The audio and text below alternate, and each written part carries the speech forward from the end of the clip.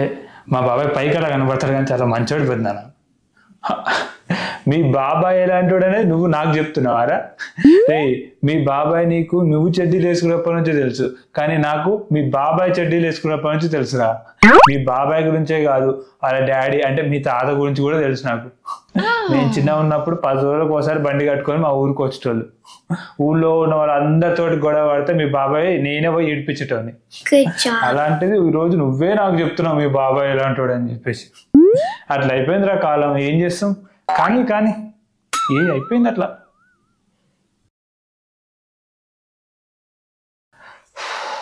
అమ్మో, ఈ లేడీస్ని మాత్రం అస్సలే నమ్ముకోతాం, ఆమె సంకనాగిపోతాం అంతే. అమ్మో, లేడీస్ గురించి నువ్వే నాకు చెప్తున్నావు ఆల్రెడీ.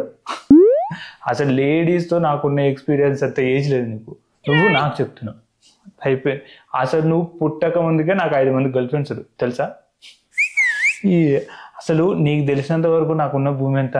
5 ఎకరాలు అనుకుంటా, అంతే కదా? అసలు నాకున్న ఒరిజినల్ భూమి 15 ఎకరాలు. మీకు 10 ఎకరాలు ఏమైంది అనుకున్నావు? అంతా ఈ లేడీస్కే సమర్పించుకున్నా. మా ఊర్లో ప్రతి ఇంట్లో నా భూమి ఎంతో కొంత తీసుకుని ఒక లేడీస్ నా పోలికలతో ఉన్న కూతురు కొడుకు ఉంటారు. అది మన రేంజ్ అల్లుడు. ఈ మధ్యన ఏదో మీ అత్తమ్మ కొంచెం ఎక్కువ కొట్టడం వల్ల సన్యాసం తీసుకొని ఇవన్నీ వదిలేసాను, కానీ లేదంటే అసలు నువ్వు నా ముందు కూర్చొని లేడీస్ గురించి మాట్లాడే అంత సీన్ ఉంటుంది అనుకుంటున్నావా? అయినా కాలమే అట్లా అయిపోయింది అల్లుడు. ఎవరో చిన్న చిన్న పిల్లల గురించి ఏంటది నా చెప్పించుకోవాల్సిన పరిస్థితి.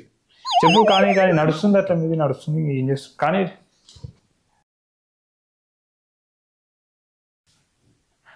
బాబాయ్ అక్కడ బండల మీద వాటర్ పడ్డా బాబాయ్, చూసుకున్నాడు, జాగ్రత్తది. నాకే నువ్వు బండల మీద వాటర్ పడ్డా చూసుకున్నాడు అని చెప్తున్నావారా? అసలు నీకు బండలు అంటే ఏంది, వాటర్ అంటే ఏందో తెలియనప్పుడే నేను 10 మందికి చెప్పాను రా, బండల మీద వాటర్ పడుతూ చూసుకున్నాడు వాళ్ళని. అసలు నీకు చిన్నప్పుడు ఫస్ట్ వాటర్ తాగిపించిందే నేను రా. నీకు ఈ రోజు మీ ఇంట్లో బండలు కనిపిస్తున్నాయి, అసలు మీ ఇంట్లో చిన్నప్పుడు బండలే లేవురా. ఎన్నిసార్లు చెప్పినా మీ డాడీ వినకపోతే లాస్ట్ నా డబ్బులు పెట్టి నేను తీసుకొచ్చి చెప్పించదు బండలు. తొందర కథ. ఇంకా వాటర్ విషయానికి వస్తే అసలు మన ఫ్యామిలీలో ఫస్ట్ వాటర్ ఫిల్టర్ పెట్టించిందే నేను. అలాంటిది ఈ రోజు నువ్వు నాకు బండల మీద వాటర్ పెడితే చూసుకున్నాడు అని చెప్తున్నావు. అంత పెద్దవారు అయిపోయినారు. నడుస్తుందిరా మీ కథ, అట్లా నడుస్తుంది. కానీ నడుస్తుంది, ఏం చేస్తుంది బాబాయ్? నేను ఏదో క్యాజువల్గా చెప్పాను బాబాయ్, అంతే. స్వీట్స్ ఎక్కువ తింటే షుగర్ వస్తుంది డాడీ. స్వీట్స్ తింటే షుగర్ వస్తుంది అన్న విషయం నువ్వు నాకే చెప్తున్నావు అరే? అసలు నువ్వు పుట్టక ముందు నుంచే నాకు షుగర్ ఉందిరా. నువ్వెంత, నీ ఏజ్ ఎంతరా?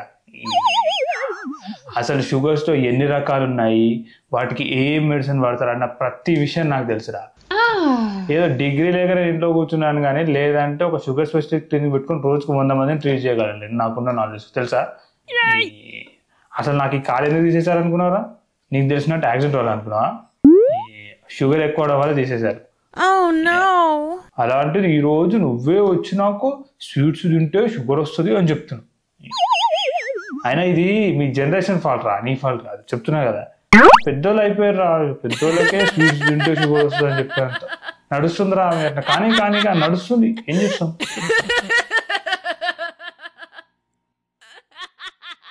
Hello everyone.